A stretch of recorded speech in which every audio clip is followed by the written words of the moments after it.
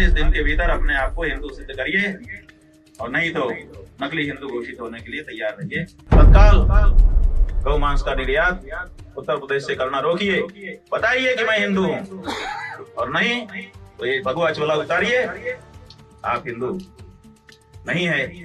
जो सच्चाई है वो जनता को पता चल जानी चाहिए। भैंस के मांस के नाम पर गाय के मांस का जो व्यापार आप कर रहे हैं मुख्यमंत्री की कुर्सी पर बैठ करके, ये बंद करिए। उत्तर प्रदेश के आपके योगी आदित्यनाथ जी और उनके सहयोगी रामभद्राचार्य आदि इस समय घेरा बना करके गौ हत्या की बंदी की मांग करने वाले लोगों के ऊपर तरह तरह का आक्रमण कर रहे हैं। 40 दिन के अंदर गाय को राज्य माता का दर्जा दीजिए, और जितना भी ये बीफ निर्यात आपके प्रदेश से हो रहा है उस पर तत्काल रोक लगाइए। पवित्र गद्दी के वारिस के रूप में अपने आप को निरूपित करते हैं, महंत के रूप में अपने आप को निरूपित करते हैं, इसलिए आपकी ये बड़ी जिम्मेदारी है। आप 40 दिन के भीतर अपने आप को हिंदू सिद्ध करिए, और नहीं तो नकली हिंदू घोषित होने के लिए तैयार रहिए। ये हमारा ध्यान। भारत से जितना भी गौ मांस का निर्यात हो रहा है उस निर्यात का 40% से ज्यादा, मोटा मोटी कहें तो आधा, केवल आपके उत्तर प्रदेश से निर्यात हो रहा है। उत्तर प्रदेश से पूरे भारत से जितना हो रहा है लगभग उतना आपके अकेले उत्तर प्रदेश से हो रहा है। इसलिए तत्काल गौ मांस का निर्यात उत्तर प्रदेश से करना रोकिए, बताइए कि मैं हिंदू हूं, और नहीं तो ये भगवा चोला उतारिए, आप हिंदू नहीं है। जो सच्चाई है वो जनता को पता चल जानी चाहिए। बंधुओं, सरकारी आंकड़े हैं। अभी अपेड़ा की चर्चा नागेश्वर राव जी ने की। अपेड़ा कहता है कि भारत जो कि निर्यात का, गौमांस निर्यात का सबसे बड़ा हब है इस समय विश्व में, उसमें से 40% से ज्यादा गौमांस का निर्यात उत्तर प्रदेश से होता है। आप बताइए, गाय का मांस बेच करके उससे प्राप्त डॉलर से आप राम राज्य की स्थापना करेंगे?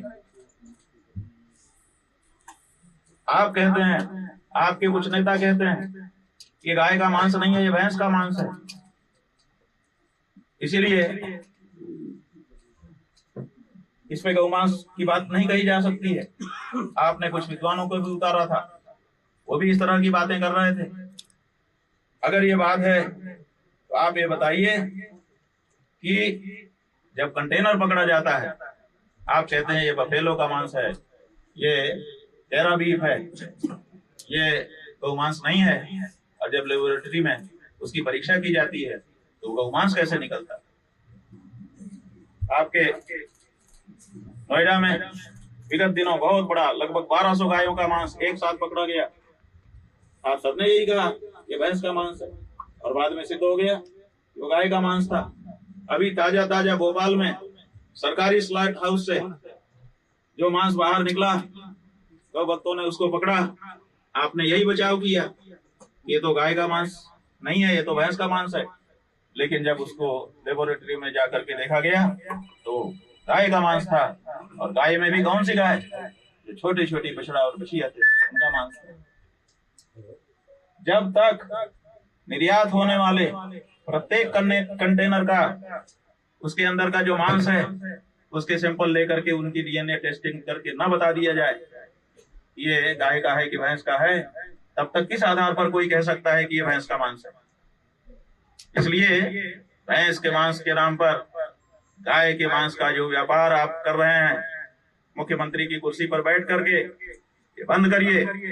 तत्काल इस पर रोक लगाई जाए। अभी तक देश में एक भेद बताया जाता था कि देश की जो राजनीतिक पार्टियां हैं उनमें थोड़ा भेद है।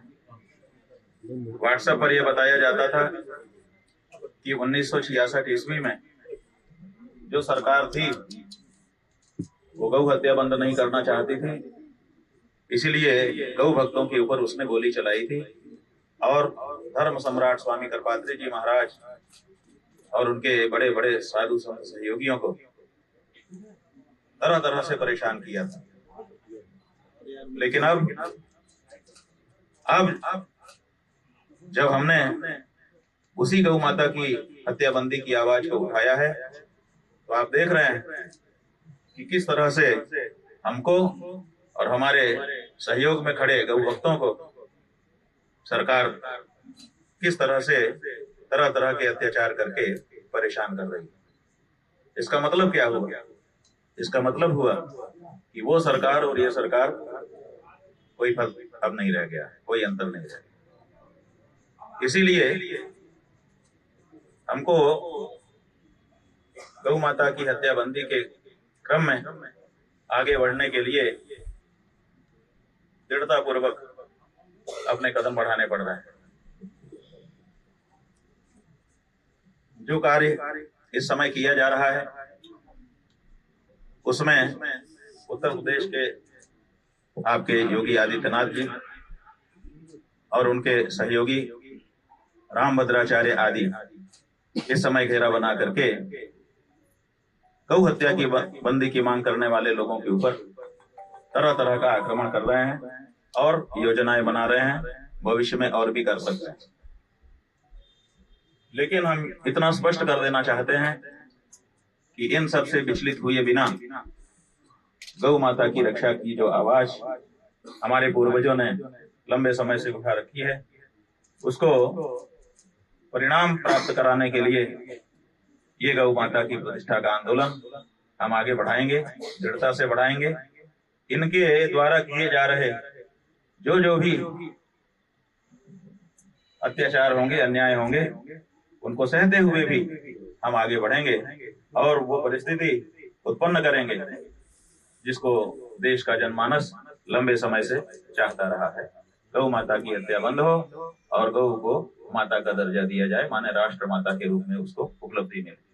40 दिन के अंदर गाय को राज्य माता का दर्जा दीजिए और जितना भी ये बीफ निर्यात आपके प्रदेश से हो रहा है उस पर तत्काल रोक लगाइए। भैंस का भी मांस है, तो आप बताइए कि भैंस के मांस को बेच करके हमारा देश चलेगा? हमारे देश का जो पशुधन है उसको काट काट करके आखिर हम विदेश में क्यों भेजेंगे? ये कहां तक उचित है? इसलिए तत्काल इस पर रोक लगाइए और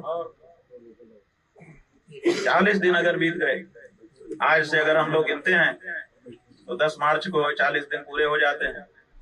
हम 10-11 मार्च को दिल्ली जाने वाले थे। कंप्यूटर बाबा ने वहां पर संतों को आमंत्रित किया था, हम दिल्ली न जा करके अब चाहेंगे कि 10-11 मार्च को हम लखनऊ में संत महंत आचार्य इकट्ठे हों और इकट्ठे होकर के तब तक आपके द्वारा जो कुछ भी प्रदर्शित किया जाए उसके आधार पर आपको हिंदू हृदय सम्राट या फिर गैर हिंदू, अहिंदू, छद्म हिंदू, नकली हिंदू घोषित करें। ये अब आपके ऊपर है।